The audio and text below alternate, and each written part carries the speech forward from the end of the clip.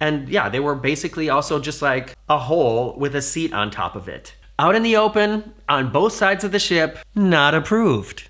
It is Thursday, November 25th, 2021, and on this week's special edition of Sofa Time, we're talking about one of the original transatlantic cruises.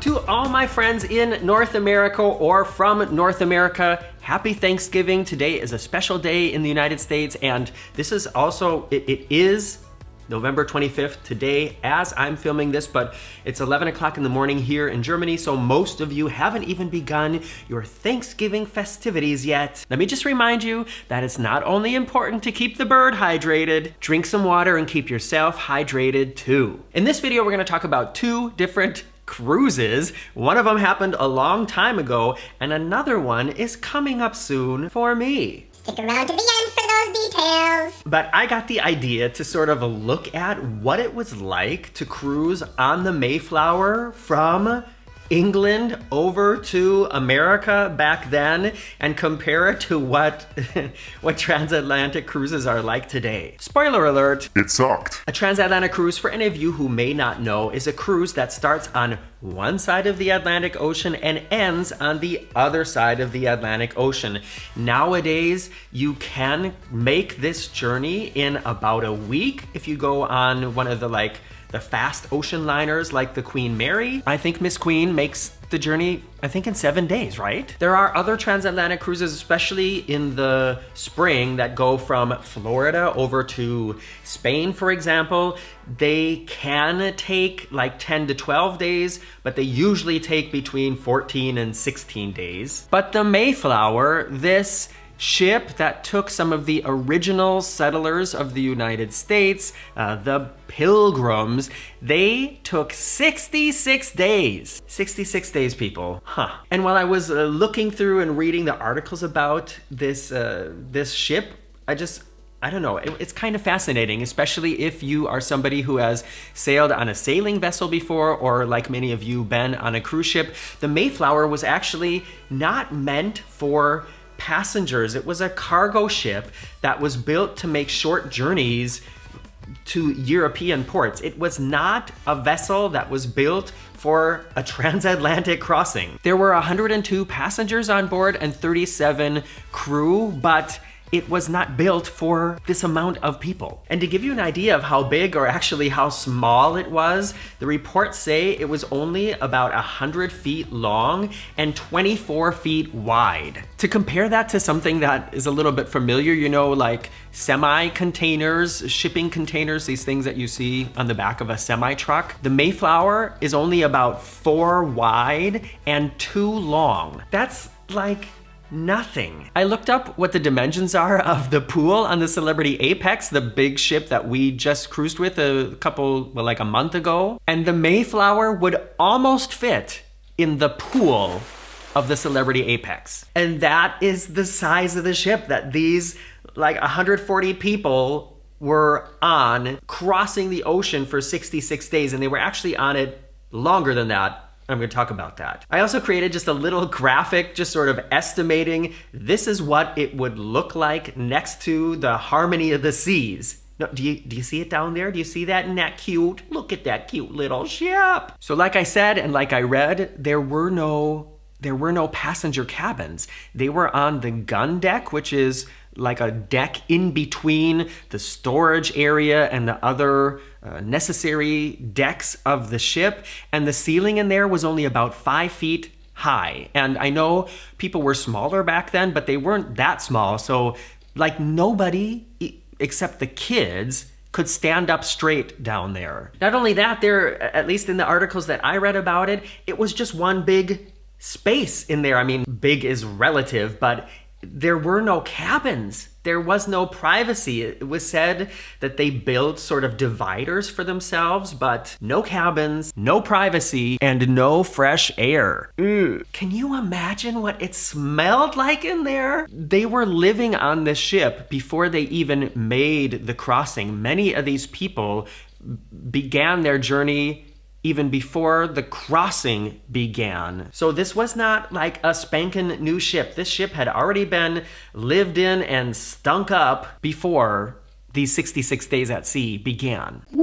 And of course, there is no plumbing, there's no running water, so there's definitely no Morgan-approved bathroom situation of any kind. And in fact, I was confused. I always assumed that on these old ships, the bathrooms were at the back, at, like that part that kind of like overhangs, and then it's just a hole and, the bombs drop down there into the water. But actually, the bathrooms, like the toilets, were way up at the front, at the bow of the ship.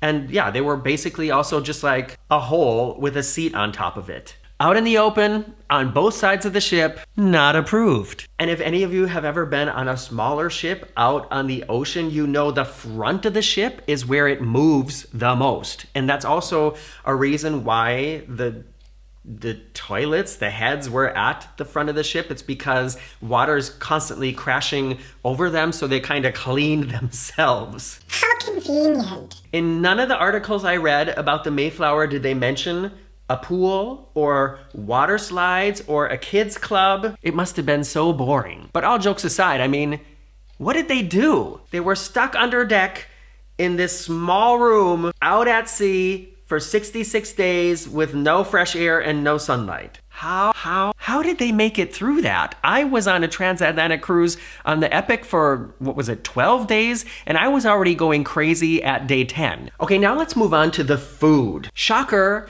there was no main dining room, no buffet, no steakhouse or sushi specialty restaurant. They were at sea for 2 months with no running water and no refrigeration. So it was like after the first week or so, there was no fresh food at all. They basically ate like beef jerky and corned beef, all kinds of dried meat, hard biscuits, and beer. Yes, even the kids drank beer, which on the one hand probably kept them kind of quiet. What do you guys think about that? The reason they drank beer is just because storing water in containers over a long period of time back then, when it wasn't like really purified water, then it went off, it went bad and you couldn't drink it. But beer, the alcohol kills the bacteria, so it was kind of like preserving the water.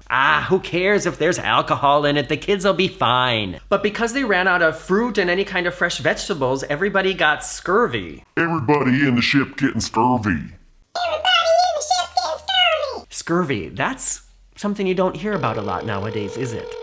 Hi, Janie. Yeah, this is Morgan. Listen, I'm gonna have to call in today. I have scurvy. I know, right? No, apparently there is no vitamin C in frozen margaritas. Now let's talk about the weather. Technically, ships back then did make this crossing in shorter periods of time, and especially going the other direction was shorter just because of the way the winds are. But let's not forget that this was a sailboat. It sailed, and there was no external motor. And I know now from my sailing experience with my, I have my pilot license and I've been sailing twice now. By the way, the big sailing video with all the ups and downs is coming soon. I'm working on it now.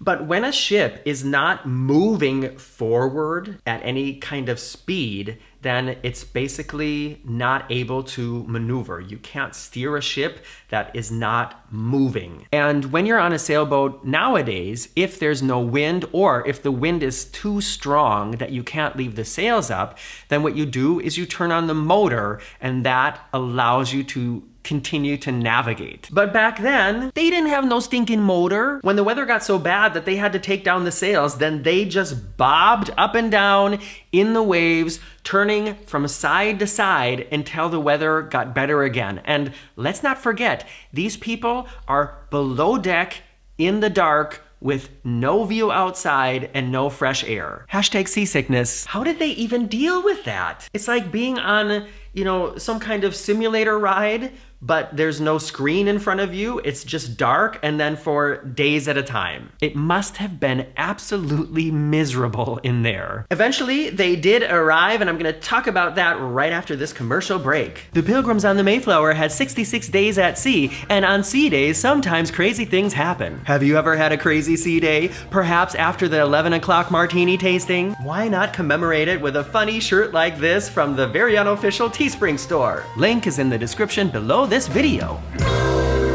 Alright, so reports say that after 66 days, they arrived on the coast of America. And here's something that I never thought about before, and if I learned this back in elementary school, I had totally forgotten it. There wasn't a welcome committee there. When they got there, they had no place to go. So it wasn't like, oh, finally we're on land, let's move into our new house. There were no excursions planned, no airport shuttle. They had to continue living on the ship in these conditions until they built up a life on land. Spoiler alert, half of them died before the next summer. Isn't that awful to think you made that horrible sacrifice and then spent 66 miserable days at sea, and then you get there and a couple months later, you die? What was it all for? So then in the next year, after the next summer, everything became very successful. They met with the Native Americans who were very helpful and showed these strange new people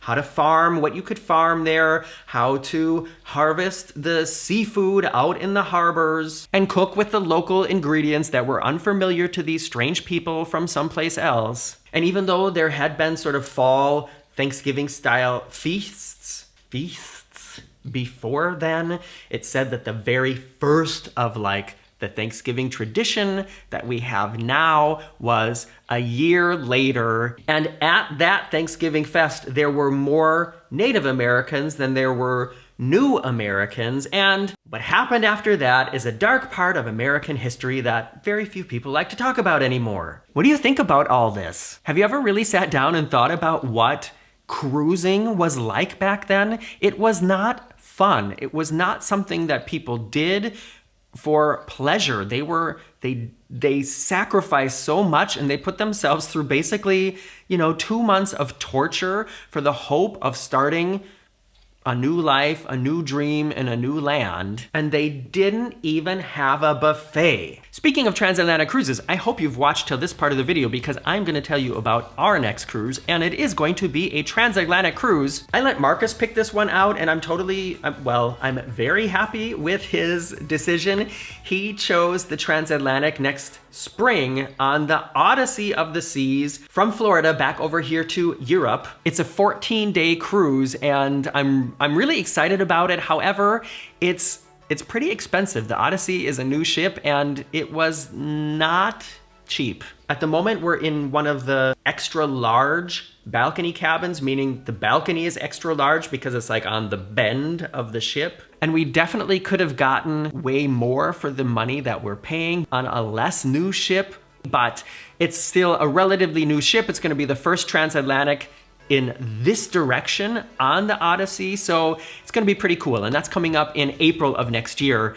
I will have more adventures between now and then, but just because we just booked it, I decided, well, let's talk about it. And in just a couple days, I'll be uploading, of course, the normal Sunday Sofa Time, and you have to watch that because I'm gonna tell you about something big that's happening very soon that I think a lot of you are gonna be surprised about. I'll see you in a few days. Happy Thanksgiving, everybody. Bye-bye.